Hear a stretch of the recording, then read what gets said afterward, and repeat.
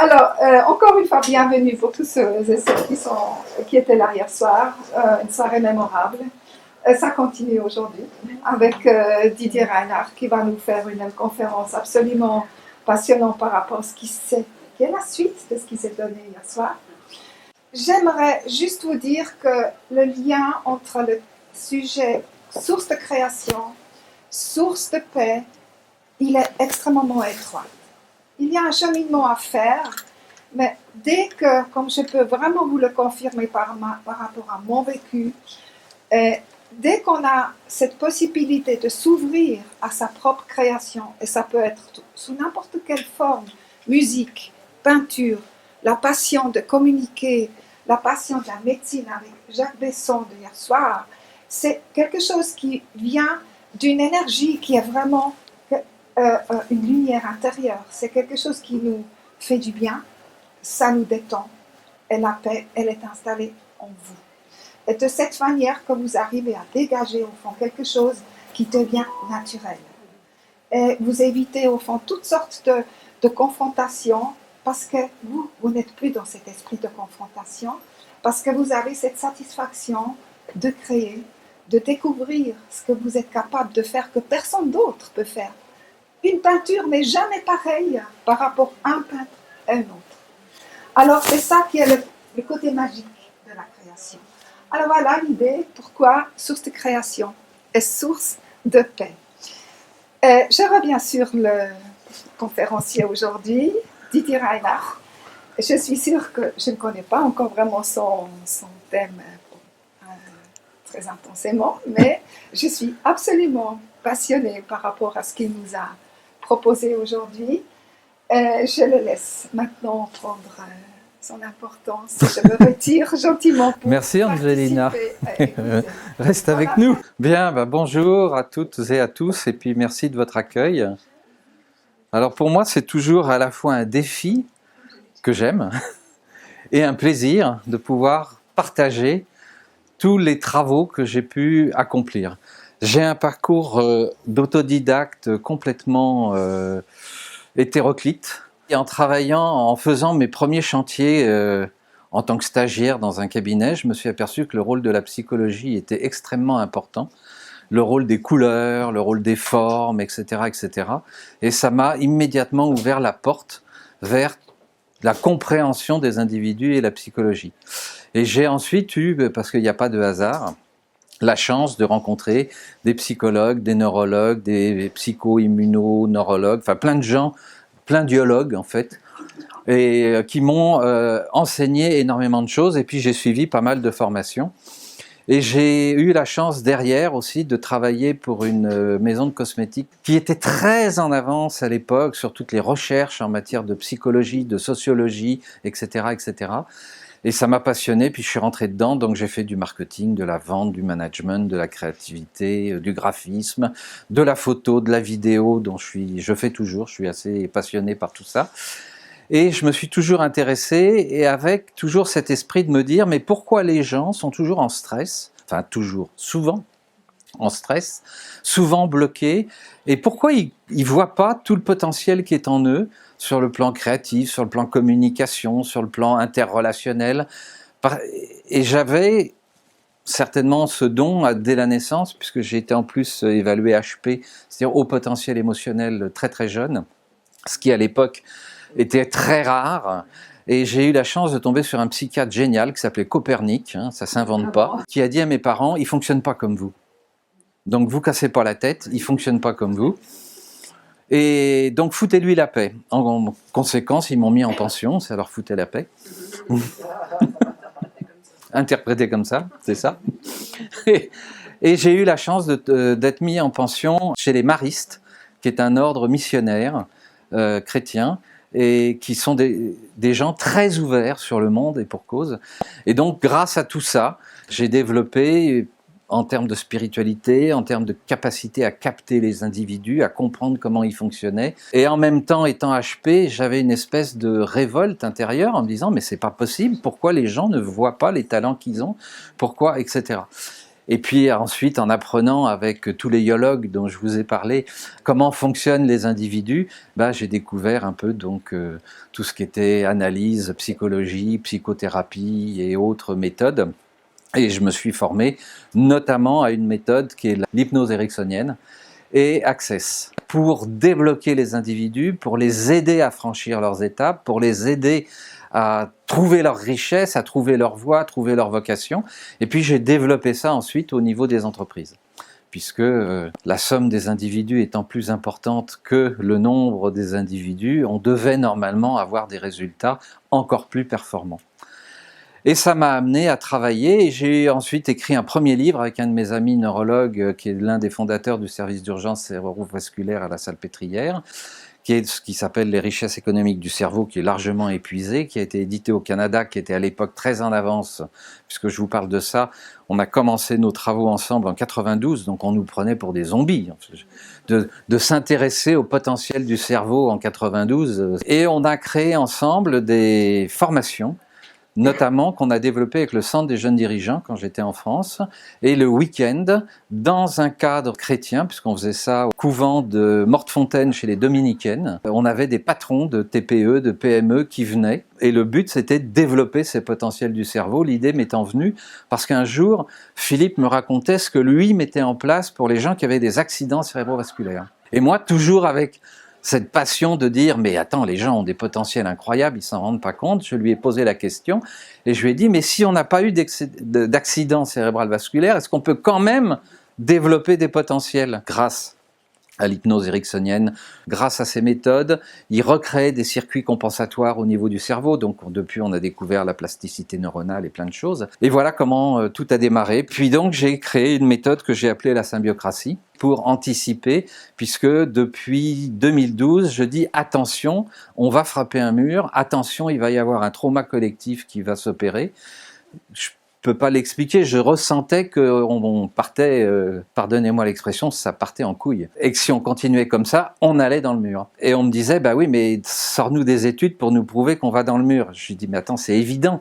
Et ça, c'est toute la problématique des gens comme moi qui sont HP, c'est on voit des trucs, mais on ne peut pas les expliquer scientifiquement ni avec des données parce que on capte des informations à 360 degrés, ça travaille à l'intérieur certainement pendant qu'on dort ou qu'on prend une douche, et puis régulièrement on a des idées nouvelles qui nous arrivent pour apporter des solutions. Quand j'étais très très jeune, j'avais 18-20 ans, je suis tombé sur un livre qui est de Murphy sur la loi de l'attraction. Je pense que peut-être certains d'entre vous l'ont lu. Et ça me paraissait complètement aberrant de dire « Attends, je visualise, et ça vient tout seul. » C'est-à-dire, je suis le cul dans mon sofa, et puis je visualise, et puis ça vient tout seul. C'est pas vraiment ce qu'on m'a appris. En général, il faut un peu bouger son cul pour arriver à un résultat. Alors, j'ai pas mal travaillé, et puis dans la méthode qui s'appelle la symbiocratie que j'ai développée, subitement j'ai eu une idée qui m'est venue et je me suis dit, mais en fait, ce que je viens de développer, ça représente les composants de la loi de l'intention, à condition qu'il y ait une dimension spirituelle. Parce qu'il ne peut pas y avoir de réussite, et ça c'est ma conviction, hein, c'est mon intime conviction. Il ne peut pas y avoir de réussite si on n'a pas cette dimension spirituelle, si on n'est pas porté dans son cœur, dans son âme, dans son esprit, par rapport à son intention. Et ça, j'ai pu le valider j'ai formé des réseaux de vente assez nombreux, Volkswagen, Chanel et plein d'entreprises importantes, avec des tas d'argumentaires de vente marketing qui ne fonctionnent pas. Parce que si la personne a son argumentaire commercial, marketing dans les tripes par cœur, mais qu'il n'a pas l'intention, il ne dégage pas l'énergie, il ne dégage pas le discours, il ne peut pas rayonner en portant une intention positive vis-à-vis de l'autre. Didier, oui. Tout à l'heure tu as dit le livre de Murphy, c'était la loi de l'attraction. Oui, il me semble, oui. Mais c'est la loi de l'intention. Non, le livre de Murphy, c'est la loi de l'attraction. Et il y a un rapport entre la loi de l'attraction et la loi de l'intention? Oui, absolument. Tu veux lire sans doute. J'aime les questions comme ça pour qu'on puisse échanger. Oui, absolument. C'est que je me suis aperçu que la loi de l'intention était plus importante que la loi de l'attraction.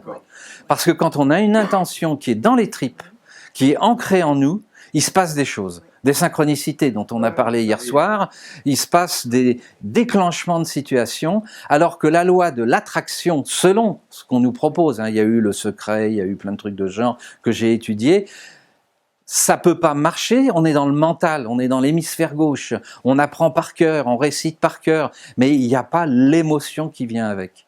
Or, le déclenchement des actions se passe dans l'hémisphère droit au niveau des émotions.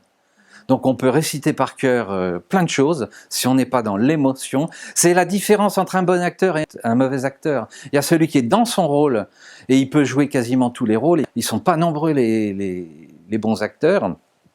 Et puis il y a celui qui a une personnalité et qui va jouer quasiment sans arrêt les mêmes types de rôles. Il apprend son discours. Donc pour moi, la loi de l'intention, puis c'est aussi par rapport à mes valeurs et à, j'allais dire, cette dimension spirituelle qui me porte, eh bien, je la trouve beaucoup plus performante, beaucoup plus porteuse de résultats. Puis je l'ai mis en place avec des réseaux commerciaux. C'est évident qu'à partir du moment où les gens partent avec une intention vis-à-vis de l'autre, on a des résultats qui ne sont pas du tout les mêmes que de se dire je suis un vendeur et puis je vais attirer à moi les bons clients. S'il y en a qui savent faire ça, ils me font signe, ça marche pas tout seul. Alors le processus en fait que j'ai développé dans le cadre de ce que j'appelle la symbiocratie. Donc pourquoi la symbiocratie? Parce qu'en fait j'ai eu un client au Québec qui m'a posé une question en me disant on a un problème avec les nouvelles générations, on n'a pas du tout le même leadership qu'avec les baby boomers ou les anciens. Et donc on voudrait essayer de comprendre comment faire pour que nos jeunes qui sortent de Polytechnique Montréal ou enfin HEC ou des écoles de genre puissent avoir cette dimension de leadership. Alors d'abord, c'est quoi le leadership? Donc parce que c'est un mot que beaucoup de gens utilisent mais on ne sait pas du tout ce que ça veut dire. Et ben c'est vraiment l'art de développer le leadership des autres, de ses clients, de ses enfants, de son conjoint, c'est-à-dire l'art de faire en sorte que les autres développent leur potentialité, développent leurs compétences. Alors qu'est-ce qui fait qu'il y a des leaders naturels ou des leaders qui apprennent une méthode de ce genre ou la mienne et qui développent justement ces potentialités. Et on s'est aperçu, en regardant des leaders jusqu'à 2500 ans d'histoire, dont un qui a été le déclencheur de la méthode, parce qu'on l'a comparé avec un leader de notre époque, c'est Scipion l'Africain. Alors je ne sais pas s'il y en a qui ont fait du latin, mais Scipion l'Africain, les guerres puniques, Hannibal. Et là, on a l'exemple parfait en termes de discours, de comportement d'un vrai leader et de quelqu'un qui a participé à la création d'un empire, puisqu'on est en 218 avant Jésus-Christ. Donc c'est vraiment lui et d'autres qui sont à l'origine de l'Empire romain. Et on s'aperçoit, quand on décortique sa façon de faire, sa façon de penser, sa façon d'agir, qu'il y a un autre leader qui a créé un empire qui s'appelle Steve Jobs, et qui ont deux types de fonctionnement identiques. Alors après, par rapport à la situation actuelle, qu'on dise que Steve Jobs, qui s'est enrichi, qui a pété un câble, qui est devenu prétentieux, etc., etc., mais à l'origine de la création de son empire, il avait un mode de fonctionnement qui correspondait à celui de Scipion l'Africain. Donc, on s'est dit, si à quasiment 2500 ans de différence, il y a des gens qui sont capables, en fait, d'avoir des comportements identiques et autres. Est-ce que c'est un cadeau, une grâce de l'univers ou de Dieu, de Bouddha ou de qui vous voulez? Ou est-ce que c'est une histoire de gymnastique et de plasticité neuronale? Et puisque le cerveau est plastique, on s'est dit donc on doit pouvoir amener les gens, et je reviens à l'hypnose ericksonienne, Access et à des tas d'autres méthodes, pour dire on peut donc peut-être amener les gens à développer, grâce à cette plasticité neuronale, des capacités de leadership. Et on s'est aperçu qu'en fait, ces gens-là, à l'origine, ce qu'ils ont, c'est cette notion de culture. C'est-à-dire qu'ils ont une culture extrêmement riche. Alors la culture, c'est pas connaître Platon ou Socrate par cœur.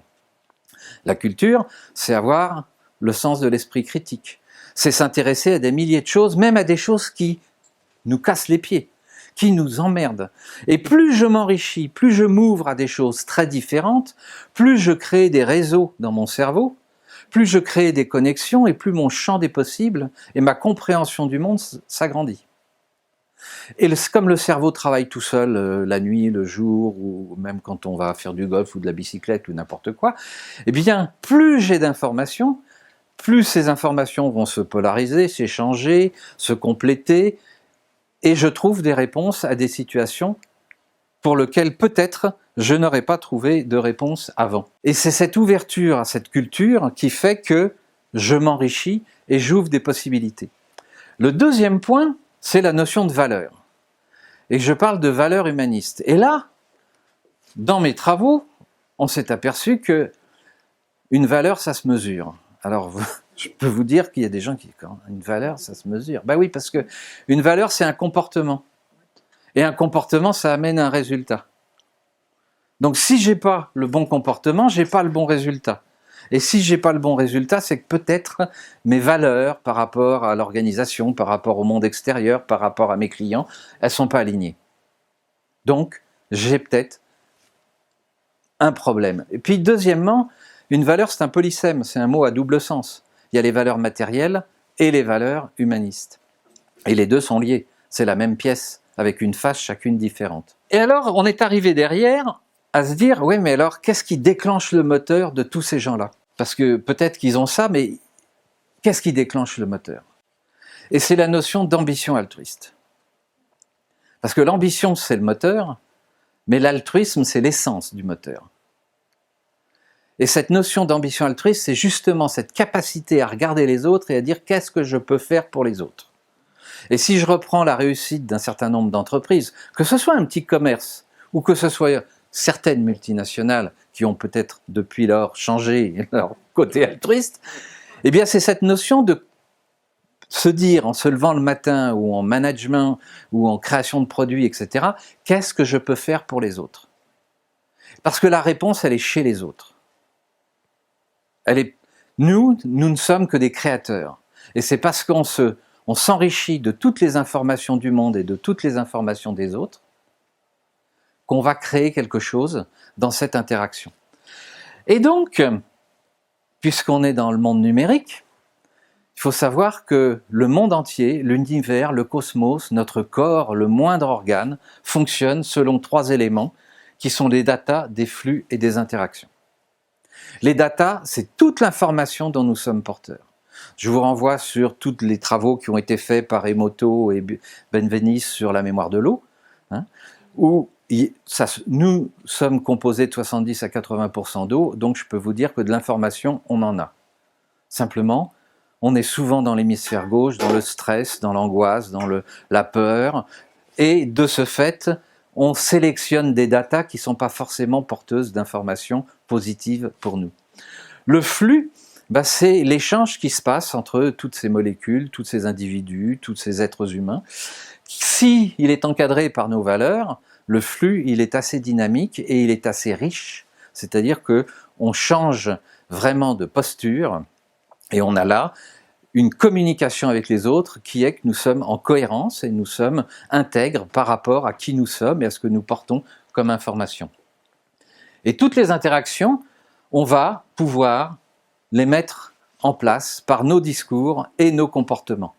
Sachant que là aussi, nos discours et nos comportements, s'ils ne sont pas en cohérence, ça va créer un petit problème. D'un couple qui a un petit peu de tension et l'homme se met les 2 mains dans les poches, regarde par la fenêtre et dit « mais si, mon chéri, je t'aime ». Et la femme dit, elle a soit un malaise, soit elle décode tout de suite qu'il y a quelque chose qui ne marche pas.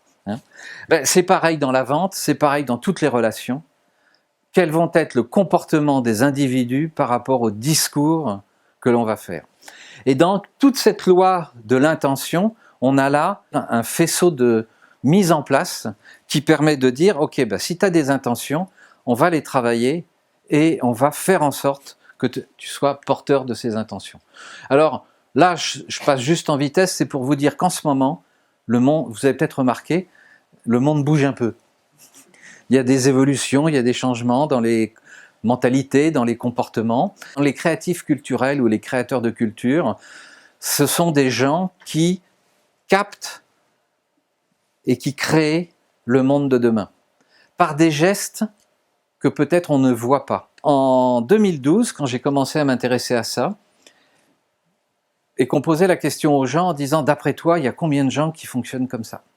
On disait « bof, 5%. » En 2018, on était à 37%. Et aujourd'hui,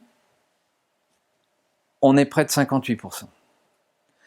Mais personne n'en parle, parce qu'on n'ose pas, parce qu'on est dans le conformisme, parce qu'on se dit si je m'exprime, je vais me faire rejeter du groupe, alors que mon intention, elle est au fond, mais je ne la mets pas sur la table. Résultat des opérations, ça ne bouge pas, ça ne déclenche pas, alors qu'on a tout pour justement changer de paradigme. On va garder en mémoire cette notion de data, de flux et d'interaction. Plus vous vous chargez d'informations positives, plus vous vous ouvrez au monde, plus vous vous enrichissez, plus vous allez créer des flux riches et des interactions riches.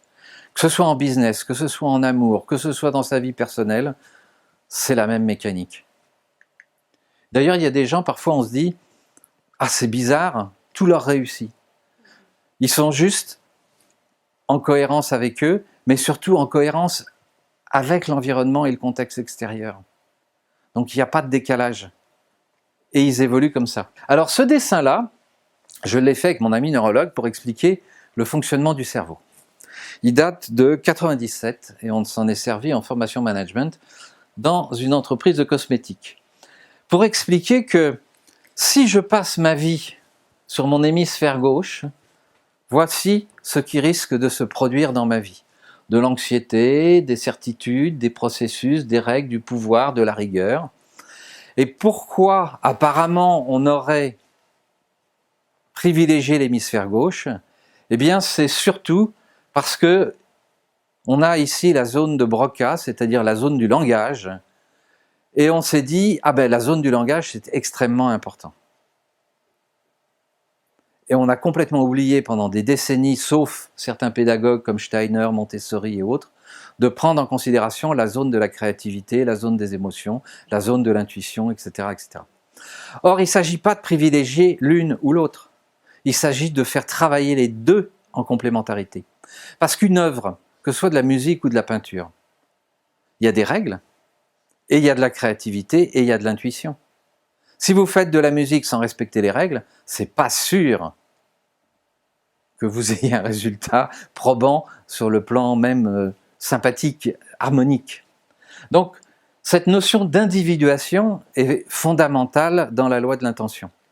C'est qui je suis et est-ce que je mets en complémentarité mes compétences, mes potentialités pour pouvoir attirer à moi et créer justement le monde dont je rêve et les résultats dont je rêve. Je peux vous dire que quand j'interviens dans certaines entreprises ou même avec des personnes en coaching qui ont été formatées sur l'hémisphère gauche, apprendre par cœur, réciter par cœur, obtenir un diplôme, être reconnu pour son diplôme, pas pour ce qu'on est, pour son diplôme.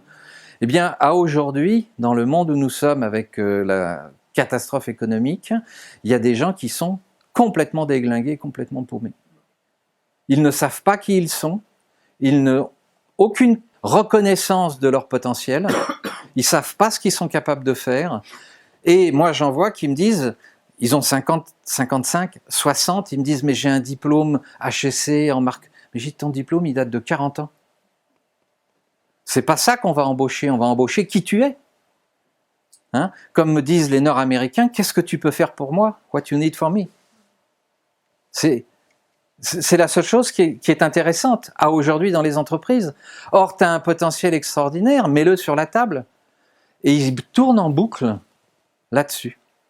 Et donc, pour développer la loi de l'intention, on est vraiment dans ce processus d'individuation qui est expliqué par Jung, qui est de dire, attends, sois qui tu es, ose être qui tu es. Et après, tu vas mettre en place la loi de l'intention. Mais tu peux mettre en place la loi de l'intention, la loi de l'attraction, toutes les lois que tu veux, il n'y a rien qui fonctionnera.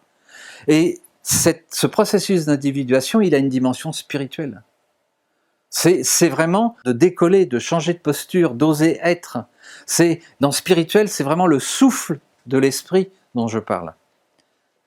C'est vraiment respirer et aspirer ce souffle de l'esprit qui va nous permettre d'exprimer. D'exprimer. Parce que si tu n'exprimes pas, tu déprimes. J'aime bien jouer avec les mots comme ça. Et oui, et le nombre de gens qui viennent de passer un an seul, ou un an sans relation, ou un an sans contact, d'après vous, ils ont besoin de quoi? De s'exprimer. Ils ont besoin, et il y en a beaucoup qui dépriment. Parce que on a besoin de cette relation humaine.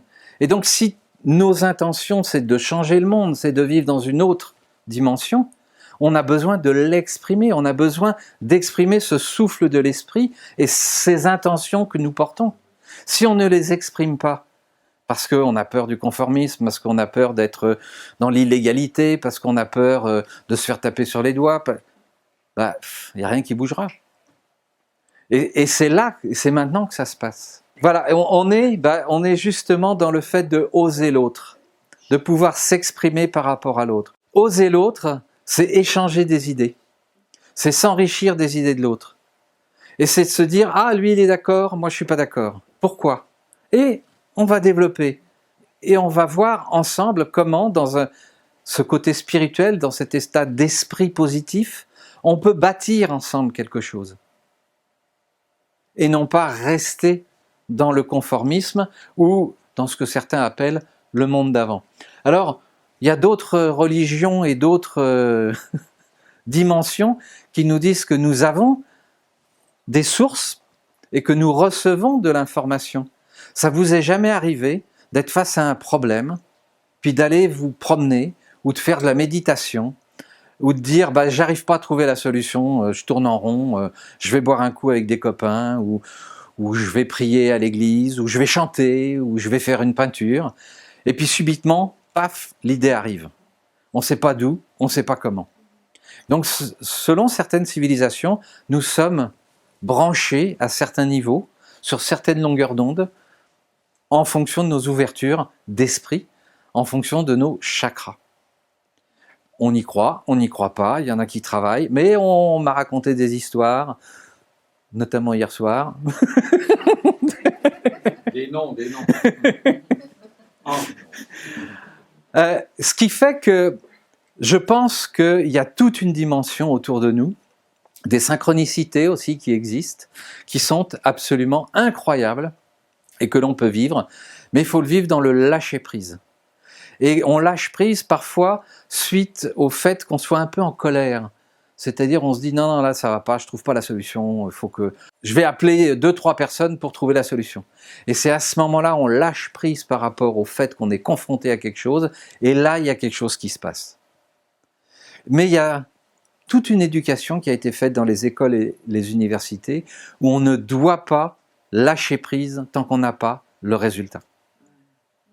Et ça, c'est mortel. Là, je suis sur la notion de vibration et fréquence, parce qu'en fait, si vous pratiquez tout ce dont on vient de parler, vous allez avoir un niveau de vibration et un niveau de fréquence qui va s'élever. Ce qui nous ramène vers le bas, c'est le stress, c'est l'angoisse, c'est la peur. Ce qui nous amène vers le haut, c'est l'espoir, c'est la créativité, c'est l'imagination, c'est l'échange avec des gens bienveillants, c'est le partage. Alors, quand on ose ça, et alors ça c'est très intéressant, c'est une plaque de métal posée sur un haut-parleur, et en fonction de la musique, ça fait des dessins plus ou moins différents. Ça prouve bien que les vibrations, les ondes, les fréquences, ça nous module. Parce qu'en fait, ça atteint aussi nos cellules. On a exactement le même schéma avec l'eau. Ça, c'est les travaux de Emoto. On voit bien là aussi qu'on a des possibilités de se régler. Par exemple, l'une des musiques la plus nourrissante, c'est Canon de Pachelbel. On s'est aperçu que Canon de Pachelbel, la façon dont c'est composé, ça nourrit les 8 acides aminés que nous avons dans le corps. Et puis il y a aussi d'autres choses qui arrivent à l'heure actuelle. Moi je travaille avec quelqu'un qui travaille sur ce qu'on appelle les signatures fréquentielles. C'est-à-dire que nous avons chacun une carte d'identité fréquentielle. Et avec cette carte d'identité fréquentielle, on sait, une fois qu'on a la lecture de cette carte, les points qui peuvent nous bloquer ou nous manquer et sur lesquels on va pouvoir travailler pour développer des potentiels. Et toutes ces, je ne peux pas appeler ça science parce que ce n'est pas encore formalisé ou reconnu, ce sont des ouvertures, ce sont des pistes qui sont intéressantes. La médecine quantique, par exemple, nous ouvre aussi des compréhensions et des possibilités. Et je pense que le monde dans lequel on arrive à l'heure actuelle, c'est justement de permettre aux gens de prendre conscience de tout leur potentiel, de façon à lorsqu'on pose des intentions, on va se mettre en route, mais en étant complètement cohérent et complètement chargé ou complètement à un niveau de fréquence qui nous permette d'avoir des résultats. Une chose, évidemment, c'est que quand on veut passer à tout ça, ce dont je me suis aperçu, c'est que les gens sont pleins de honte et de culpabilité. Oh, je pourrais pas. Oh, tu peux pas. Oui, non, mais je suis au chômage, je peux pas en parler. Oui, non, mais j'ai fait faillite, je peux pas en parler. Oui, mais enfin là, le monde est un petit peu spécial. Si on était en guerre et que tu avais fait faillite, alors pourquoi tu aurais honte? Ah ben oui, mais non, et parce que les gens ont été formatés d'une certaine façon. Donc cette notion de honte et de culpabilité, elle est vraiment à franchir et à aider les gens à dire, mais attends, vous êtes des milliers à être dans la même situation. Il n'y a aucune raison d'avoir honte. On va pouvoir reconstruire ensemble. Et là, je vous conseille un livre qui est merveilleux. C'est un livre de Brené Brown sur en finir avec c'est le pouvoir de la vulnérabilité, c'est vraiment en finir avec la honte. Et ce bouquin-là, je l'ai lu 2 ou 3 fois, j'ai trouvé vraiment des réponses et des solutions, notamment pour mes clients, pour dire, attends, lis ce livre et tu vas t'apercevoir que la honte, en fait, c'est une histoire que tu t'es racontée ou qu'on s'est racontée pour ne pas faire. La culpabilité, c'est une histoire qu'on s'est racontée ou que nos parents nous ont racontée ou la famille, le contexte nous a raconté pour nous empêcher de faire. Parce que ça dérangeait. Ça dérangeait. Pour pouvoir mettre en place cette loi de l'intention, on va rentrer dans cette notion de nettoyage et de libération. Donc pour ça, vous avez des tas de techniques qui sont la méditation, l'hypnose ericksonienne, Access, il y en a plein d'autres. On a un chaman derrière nous qui doit en avoir aussi quelques-unes pour pouvoir rentrer dans cette notion de nettoyage et libérer les individus. Moi, j'aime beaucoup les travaux de Milton Erickson sur cette notion de créativité et de nettoyage. Pourquoi? Parce que quand on passe en créativité, on fait franchir des étapes implicites aux gens. Subitement, on les met en créativité et ils se rendent compte qu'ils sont capables de faire des trucs auxquels ils n'avaient jamais pensé. Et quand ils prennent conscience qu'ils ont franchi une étape, ils vont en franchir une autre. C'est comme le bébé qui commence à marcher. Hein, au début, on tombe un peu, on se fait mal, et puis subitement, il se rend compte qu'il est en maîtrise et que le monde est à lui. Là, c'est merveilleux. Et hop, il fonce. C'est exactement ça. Cette notion de nettoyage, parce qu'on n'a pas besoin, de mon point de vue, de faire des psychanalyses pendant 20 ans pour dire que mon papa était ceci, que ma maman était cela, Non, ça sert à rien, ok? Moi, je suis assez pour la psychologie positive et les travaux de Palo Alto, ou de dire, ok, on a un certain nombre de choses, mais si on veut changer la mémoire de nos cellules, chargeons-la d'émotions positives, ok? Au lieu de remuer et de ressasser sans arrêt des émotions négatives qui ne font que charger les cellules. Donc, c'est vraiment avoir son cœur, son âme et son esprit alignés. De telle sorte que on sait où on va et on sait comment on y va. Mais bon, si vous êtes là aujourd'hui, c'est que vous êtes déjà à moitié d'accord ou complètement d'accord avec cette approche. Mais imaginez le nombre de gens qui n'oseront jamais exprimer. Je parle d'exprimer. Mentalement, ils peuvent dire, moi je suis aligné. Ben vas-y maintenant, exprime-le. Et ce passage à l'expression, c'est là où on doit aider les gens. Et c'est de mon point de vue notre première intention. Parce que si on fait ça, on va faire réussir les autres. Et si on fait réussir les autres, ils vont nous faire réussir. Il y a un effet systémique. Dans l'état où nous sommes aujourd'hui, les gens qui voudront réussir tout seuls seront plutôt rejetés par les autres, alors que ceux qui vont vouloir aider les autres à réussir, il va y avoir un effet systémique. Et pour moi, c'est une dimension spirituelle. C'est biblique. Tu accueilles, on va t'accueillir. Peut-être que tu accueilles et puis il y a des gens qui vont t'exploiter, mais tu as le droit de dire non à un moment donné. Ou tu t'en l'autre. Chaque pays est différent, mais je pense qu'il y a un dénominateur commun qui est en train de se mettre en place. J'en suis intimement convaincu. Évidemment, ça va aller plus ou moins vite en fonction des pays, mais je suis intimement convaincu, et il y a un effet de polarisation qui s'opère. Moi, je peux te dire que depuis ces 3 dernières années, j'ai vu disparaître un certain nombre de gens qu'on appelait amis, j'ai vu disparaître un certain nombre de gens qu'on appelait relations, parce que bizarrement, il n'y a plus de chimie, il n'y a plus rien. Mais j'ai vu apparaître des gens avec lesquels on est complètement en phase, être sur la même longueur d'onde, hein, je parle de fréquence, on est sur la même longueur d'onde, on se rencontre, on discute. Puis c'est pas un problème de couleur de peau, de religion ou n'importe quoi, hein. Parce que j'ai des gens qui sont au Bénin, j'ai des gens qui sont en Tunisie, j'ai des gens qui sont en Haïti. Il n'y a vraiment aucun problème avec ça. Simplement, je ne sais pas ce qui se passe dans l'univers, peut-être que... Mais on le sait, en fait, ce qui se passe dans l'univers.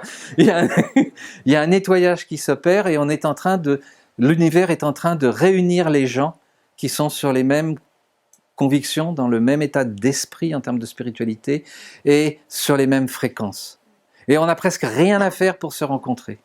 Oui, mais il y a une explication pour ça, parce que le cerveau il est construit avec 3 couches. Les couches où vous êtes né, les couches de passé et les couches existantes. Les couches existantes, ils peuvent changer tous les 2 couches qui le sont au-dessus. Oui, mais ça c'est la plasticité neuronale. Si tes intentions sont de rentrer dans ce processus, automatiquement, sur le plan, peut-être que pour certains ça prend 90 jours, pour d'autres ça prend 9 mois, j'en sais rien. Chacun va pouvoir s'adapter plus ou moins rapidement, mais si nous avons l'intention de changer les choses, de les faire évoluer, d'être porteurs de cette logique, on va rassembler autour de nous des gens qui sont exactement dans la même dynamique. Alors qu'est-ce qui se passe? Il se passe que, si je reviens sur le thème de la jalousie, il y a des gens qui sont jaloux et qui disent « moi, je ne le ferai pas parce que je veux réussir tout seul ». Je prends juste la partie matérialiste du système. Et puis à un moment donné, ils vont peut-être se retrouver tout seuls. Et ils vont s'apercevoir qu'il y a un groupe de gens qui rigolent, qui sont heureux, qui réussissent, à leur façon, hein, je parle de réussir pas forcément matériellement, mais qui mangent tous les jours, qui sont heureux, qui ont de quoi payer leur facture. Voilà. Et ils vont se dire, merde, il se passe quelque chose là. D'après toi, qu'est-ce qu'il va faire? Il reste tout seul dans son coin ou il va rejoindre les autres? Il va rester, en principe, il va rester tout seul dans son... Jusqu'au moment où la souffrance va être telle, parce que malheureusement, l'être humain, il comprend, quand il met les 2 doigts dans la prise, il sait qu'il y a de l'électricité. Tant qu'il n'a pas mis les doigts dans la prise, il ne la voit pas.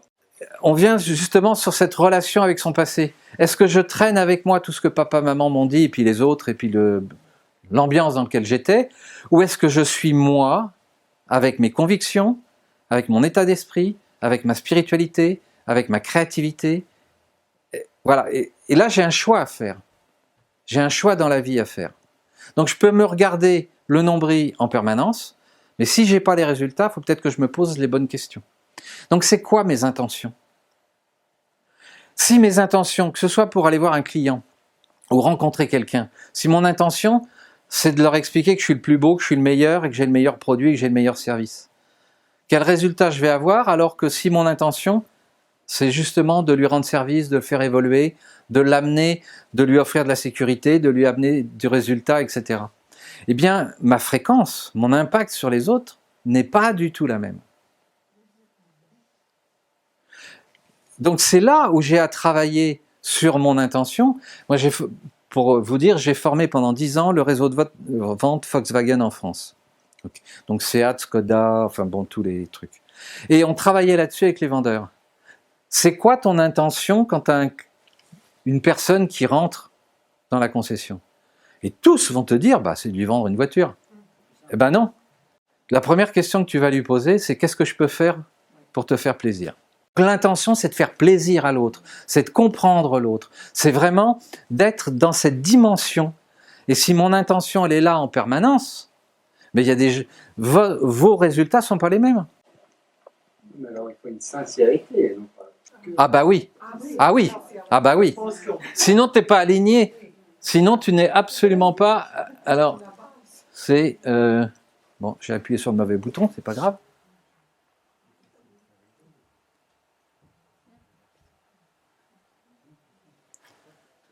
Sinon tu n'es absolument pas aligné, et ça, si tu veux mettre en place la loi de l'intention, tu dois t'aligner là-dessus.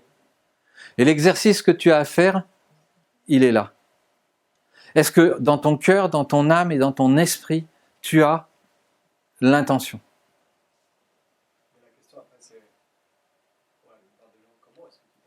Oui. Et c'est à partir du moment où on arrive sur le comment qu'on s'aperçoit qu'il faut nettoyer le passé et qu'il faut rompre les amarres. Parce qu'on rentre dans cette dimension spirituelle et d'être fier de cette dimension spirituelle. Quand je parle de dimension spirituelle, je ne parle pas d'une dimension religieuse. Je ne demande pas aux gens d'avoir la Bible sur leur bureau quand ils reçoivent un client. Je demande vraiment d'être dans cet état d'esprit, dans ce souffle, parce que le spirit, c'est vraiment le souffle créateur, le souffle pour accueillir, qui permet aux gens de se sentir dans le souffle, et qui se dit, il se passe quelque chose de différent avec cette personne-là. Et là, on a des résultats différents. Que fait-on quand on essaye, on arrive, et qu'on se fait toujours taper dessus? Oui, là je conseille, c'est un problème de contexte, c'est exactement comme l'alcoolique qui rentre chez lui tous les soirs, il est exactement dans le même contexte et donc tous les soirs il est tenté de reprendre de l'alcool. On change de contexte. Enfin moi je suis assez drastique, hein. Après c'est absolument génial, un peu hors de l'église, tous les ans, du 1er juin au 30 septembre, il récupérait 20-30 gamins qui étaient drogués, shootés, etc. Et il était breton et marin. Il les emmenait en mer pendant 3 mois. Ben, changement de contexte, changement de règles, changement de discours. Et il en sauvait une vingtaine chaque année. Voilà, c'est tout. On a des exemples sans arrêt dans la vie. Et là, lui, il avait une intention, hein. Dans son âme, dans son cœur, dans son esprit, il la mettait en pratique, mais il lui fallait un contexte qui soit porteur de son intention. Et c'est pour ça que je dis rompre les amarres, parce que de temps en temps, bah, il arrive un moment où ça marche pas, et on se dit, bah, là, il y a peut-être un problème de fréquence, de vibration, de pollution autour de soi, qui fait que ça fonctionne pas. C'est pas aussi simple que ça. Non. Rompre les amarres, c'est pas aussi simple que ça. Je pense qu'il y a des changements de type 1 et de type 2. Il faut changer d'ordre. Et tout d'un coup, on découvre des choses qu'on n'avait pas vues avant et ça change la vision du monde. Ouais. C'est ça l'éveil spirituel aussi. Ouais. C'est ce qui permet cet alignement, justement. Mais on discutera après. Ouais. Donc, rompre les amarres, c'est vrai que c'est pas simple. Je suis un peu drastique dans mes présentations parce que j'ai pas la journée entière pour pouvoir rentrer en détail dans chaque chose, etc. Mais c'est comme d'aller faire une retraite. Hein, moi, quand j'étais chez les curés, chaque année, on faisait 15 jours de retraite au mois de mai, parce que c'était le mois de la Vierge Marie, et que j'étais chez les maristes, donc c'était cohérent. Et il fallait faire une retraite silencieuse, dans la prière, etc. Un changement de contexte complet. Et là, effectivement, on se remet en cause, et là, effectivement, on voit des choses différentes. Et on prend du recul et on se dit, ben non, ça c'est plus possible, ça je peux pas. Alors après, on peut rencontrer l'autre, data, flux, interaction, on va créer l'interaction pour dire, voilà ce que je crois, voilà mon intention, voilà ce que je veux vivre. Est-ce qu'on le vit ensemble ou est-ce qu'on le vit pas ensemble? Et alors, si on est dans une dimension spirituelle à deux, on peut dire, ok, on peut éventuellement s'aider à le faire ensemble, mais c'est rare, souvent il y en a un qui reste en arrière et qui dit non, moi tout va très bien comme ça, c'est bétonné, c'est organisé, vas-y fais ton chemin. Voilà.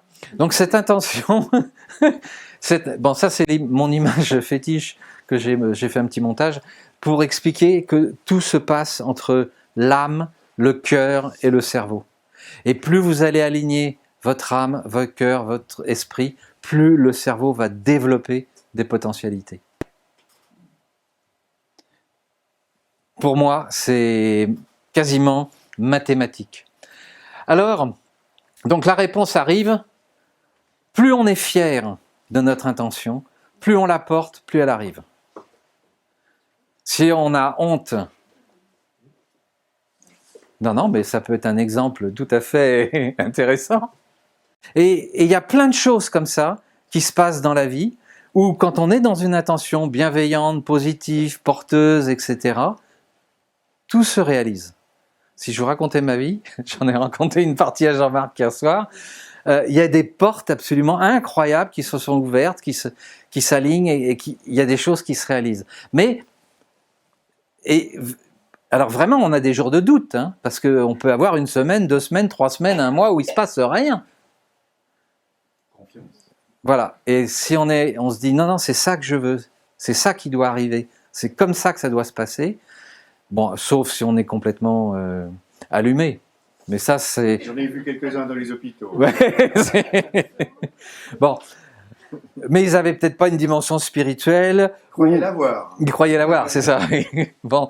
Donc on est dans l'énergie de l'amour, là. C'est-à-dire qu'on aime ce qu'on fait. On s'apprécie, on aime les autres, on aime notre entourage. On est dans cette énergie de l'amour. Et ça, c'est une énergie nécessaire dans la loi de l'intention. Si on n'a pas cette énergie-là, on n'est jamais que dans le mental. Et puis, et c'est ce que j'ai trouvé dans tous les textes sur la loi de l'attraction, où on était beaucoup dans le mental, il n'y a qu'à faucon, puis il n'y a rien qui se passe. Parce qu'il ne se passe rien au niveau des tripes. Et pour moi... Alors après, il faut entretenir la réponse.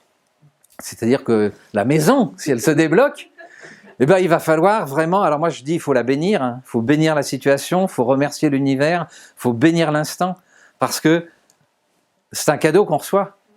Et il faut même bénir les gens qui sont à l'intérieur en ce moment. Je l'ai béni. Oui, de façon... Je les prépare. Je les entends. de grâce. Ouais. On va trouver mieux. Oui, c'est clair. Ouais. Absolument. Ils ne seront pas déçus. Voilà. Absolument. Voilà. Or, ce qui se passe en général, c'est que on est effectivement dans la jalousie ou la rancœur. Oh, les cons, ils s'habitent une baraque que je voudrais bien. Et là, il va rien se passer. Hein. Là, je peux vous dire. Et alors, en ce moment, en plus, je pense qu'au niveau de l'univers, il doit y avoir certainement des fréquences qui augmentent, où il y a des choses qui se passent. Parce que plus on est comme ça, plus ça bouge. Et je pense qu'on va vers ce monde-là qui va nous permettre justement de créer quelque chose de nouveau. Donc il faut vraiment rentrer. Moi je suis dans cette dimension de dire aimons les gens, même ceux qui veulent être nos bourreaux, il faut les bénir. Moi je dis toujours à Dieu, bon, écoute, ouvre leur cœur avec ton glaive de la justice, et de façon à ce qu'ils comprennent qu'on peut faire autrement. On peut faire autrement. Il n'y a pas de logique par rapport à des situations. Donc ça, c'est un peu la checklist. Je pourrais de toute façon vous la passer. Et puis, moi j'ai toujours une phrase où je dis dire son intention à voix haute et l'écrire. D'accord ? On va la formaliser. Voilà. Et c'est vraiment de dire, et c'est là où les mots sont durs, ou quand on a honte de le dire, ou quand on se sent coupable, je ne le mérite pas. Hein.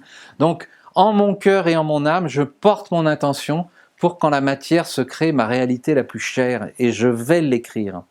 Et il faut qu'il y ait des mots qui soient forts sur le plan émotionnel.